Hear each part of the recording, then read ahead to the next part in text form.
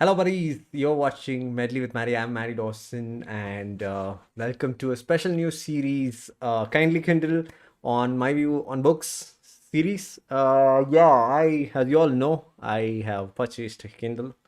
It's been long, I think 3 months old, I guess. So I've been reading in Kindle mostly manga and graphic novels, but I've also uh, reading normal books. So every month, at least one or two books I read in the Kindle, and my book purchase hard copies have drastically gone down after purchasing the Kindle because I try to check the Kindle price and purchase the books here. So today's episode, we are gonna look at my first read in Kindle. So this was the first book that I read, the normal book, Woman at Number 19 by J.A. Baker. And I loved reading in it. It was like around 200 pages, so solid book read because for as far as book reading is concerned, 200 pages is like huge task for me, a book of 200 pages. So yeah, let's dwell deep into The Woman at Number 19. So, what is the story of the woman at 19, number 19? So, it's kind of opposite to the title because it's about the woman who lives opposite to the number 19 house. So, yeah, the story is about Esther. So, Esther lives alone. She's in her 40s and she lives alone in her home. And as the story progresses, the narrative, we come to know that she lost her husband and her children, Julian, Harriet, and Dexter. So she had two children and a beautiful husband, but they were killed in an accident along with her sister. But her sister kind of recovered, or she kind of escaped in the sense she didn't get killed, except her husband and the children got killed.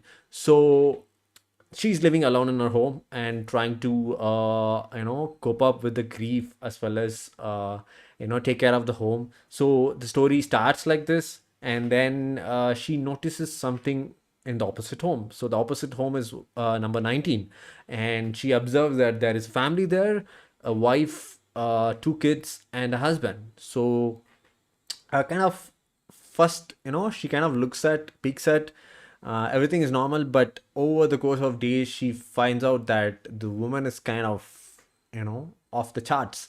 So she's not in her stable mind. So sometimes she mistreats, abuses the children, and sometimes she yells at the husband, but other times she kind of tries to make it up and care for her husband. So it's kind of mixed signals for this Esther, who's in the opposite home, what's happening in the other home, number 19, and this lady. So she decides to observe what's happening in number 19, and she feels that the children and the husband is not safe around this wife, the mother. So every day she decides to take notes, like what's happening in the other home, what is she doing. So she kind of sees that the children are getting emotionally as well as physically abused by the mother. And so she kind of makes out that the mother and or the wife, she is having a sense that her husband is cheating on her, and it's because of the kids. After kids, their romance life has gone down, and the husband has started looking for someone else, and she kind of has the kids on the anger chart. So that's the reason behind emotionally and physically abusing the kids and trying to get back the husband. So this is what happening at number 19 house, and this is what she's observing, Esther. So this is one plot of the story, but what's happening is we are told the narration from Esther's perspective. So Esther is also recovering from grief, right? So in the beginning, we come to know that slowly that she is recovering from grief, and that grief is losing her husband and her kids, and it's all because of her sister, elder sister, Charlotte. So she kind of antagonizes Charlotte, her elder sister, and she feels that Charlotte was having an affair with her husband, and they tried to run away from them, like run away from Esther. She tried to take the husband and the kids in a car, and that's when the accident happened, car accident, and she ended up losing the husband and the children. But Charlotte kind of recovered, and she survived. So she antagonizes Charlotte, and she doesn't have anyone in life. Esther, she's recovering from this grief. She takes care of his own alone, home alone, and there's one friend who pays her a visit. She's Amy. She's a nurse working in a nearby hospital. So Amy kind of pays visit and now and then drops by to make sure that Esther is having a good time, not getting too much into the grief that she's gone through. So that's what's happening. This is the second plot. So this is kind of story of Esther, as well as we saw the story of the woman at number 19. So as I have told you the narration, when I told you, you would have observed, or like you would have made some predictions, right? So how the story is going to end. So that's the weakest point of this novel. You kind of by midway, by 50 100 pages, you kind of make out what's going to be the ending. So we do not have any mystery or suspense. So it's a thriller, basically a psychological thriller. We actually have the narration from the perspective of Esther, who is recovering from grief, and how she thinks.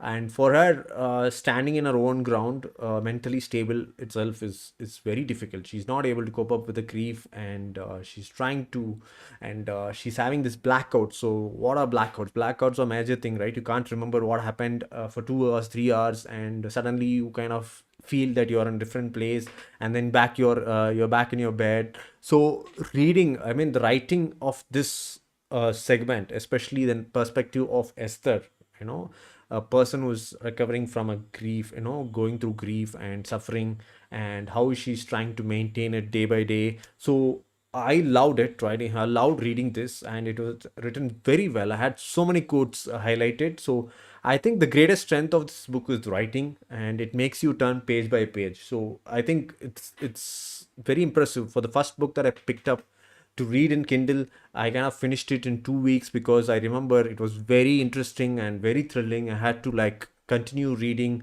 I didn't want to give gap. So the writing is the strongest point of this book. But as I said, the story, it's kind of predictable. So by midway, any reader in 2024 would easily figure out what's going to happen. So the prediction is going to come true for most of the readers who's reading this novel. So it's a very predictable story. That's the disadvantage or shortcoming, and it's very good thriller. So I kind of so many quotes and so many highlights I had done. So it's very relatable. You kind of sometimes feel that it's you get the feeling of disorientation in your mind reading the story or the narrative from Esther's perspective, like what she's going through, recovering from grief, suffering, and trying to find. So the reason she started observing and taking a note of everyday events in the that's happening in house number 19, that's something that she took consciously. Okay,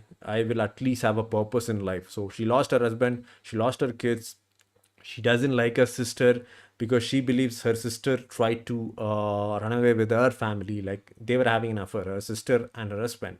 So it's she basically antagonizes the sister, like because of her she lost her husband and wife, I mean, and the children. So that is one thing. So she feels very alone, and there's nobody to support her except Amy, who's a friend. And like with all these things going in her mind, trying to stabilize her mental health, and along with that observing the other woman at number 19, what's happening here, she feels like that mother is potentially dangerous to her kids. And she doesn't want to like she wants to report it, like she wants to talk to doctors or therapists about that lady. Like children are in danger, they are being physically abused and emotionally abused. So she feels like she's obligated to report it to some authorities or doctors about this other woman at number 19. But what is happening in her home? So that's the story, and I don't want to reveal some spoilers, because you will have your own prediction. So that is going to come true for sure. And also towards the end, we come to know a lot of things about the other home and what's happening in Esther home. So it's a wonderful book. Especially you should read it for the writing. As I said, it's a psycho thriller, and it makes you turn the pages. So that's why it's so important. It's a very good, if you buy it, it's going to be worth the read. As I said, only shortcoming is the predictable story. Apart from that, there are no other shortcoming, and allowed a lot of things about this book. So reading it from the perspective of the patient who is kind of going through mental stability, health issues, and the way they have described what she sees and how she feels. It's like you turn into a patient, a mental health patient. So I would like to read some quotes, especially from my Kindle, and let me read it for you. Yeah, I have made a lot of highlights. So on page 6, it's a description about the character. She will drift off into a world of darkness, into a place where the full reality of her life repeats itself over and over again. And then she will wake into a hell of her own making, a hell from which there is no escape. And then on page 9, so their lives continue on a downward spiral, gaining in momentum with each passing day. And page 10, we all march to the tune of Earth as it spins wildly in space, dictating our weather patterns and forcing us indoors as the nights draw in, the cold evenings spreading their impenetrable blanket of inky blackness over us all.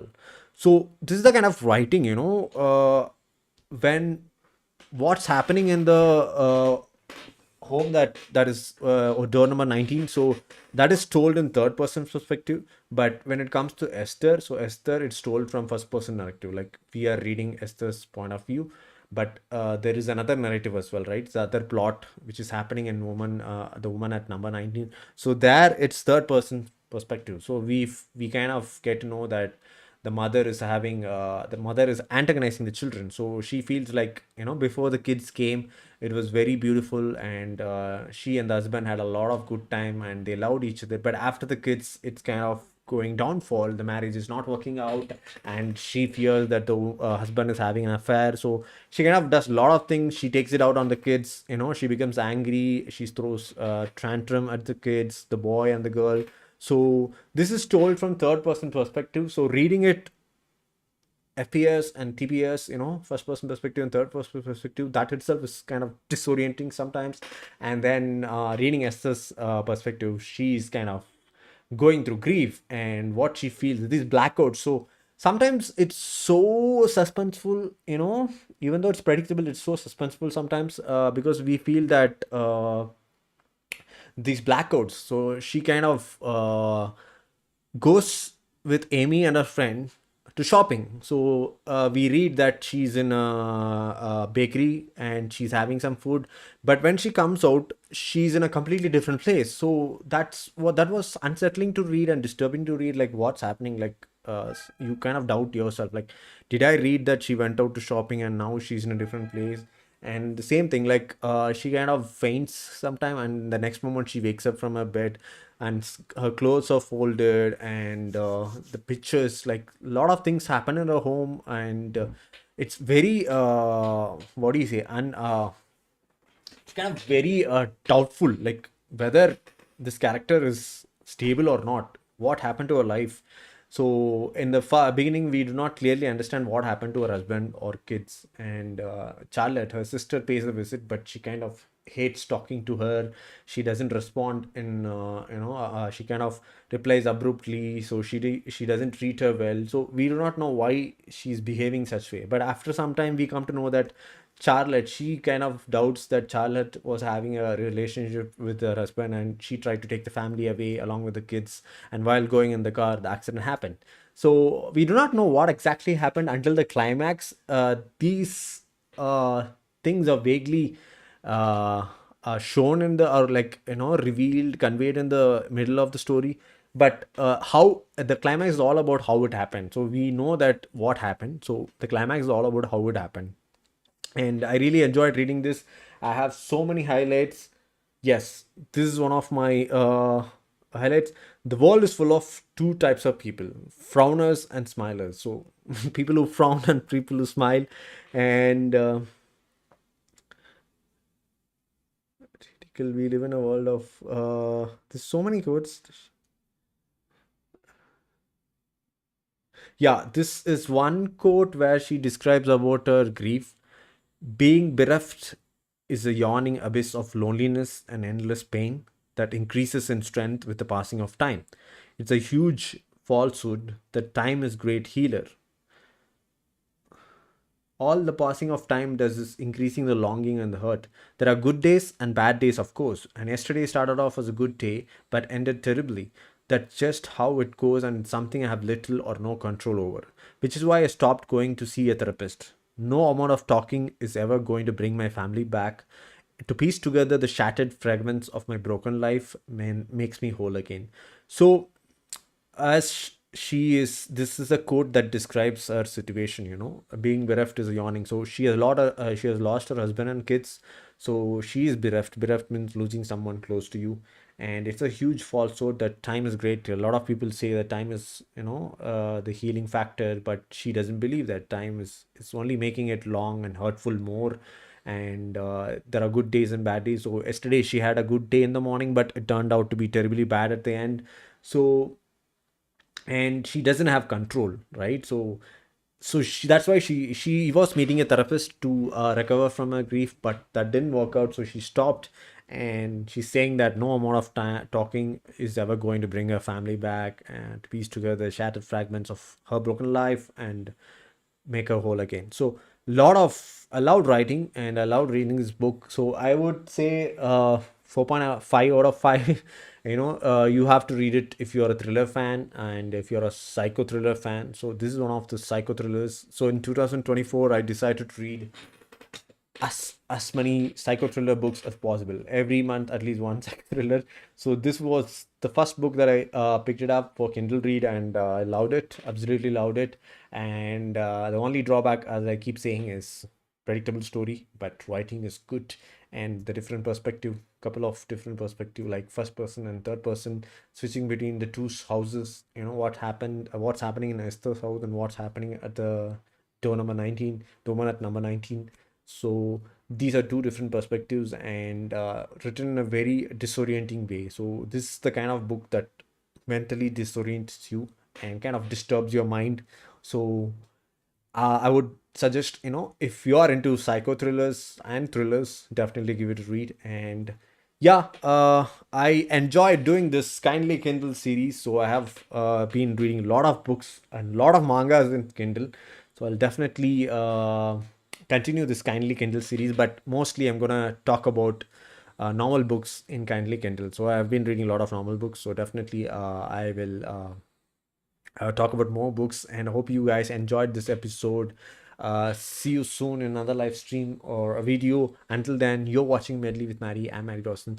Bye bye.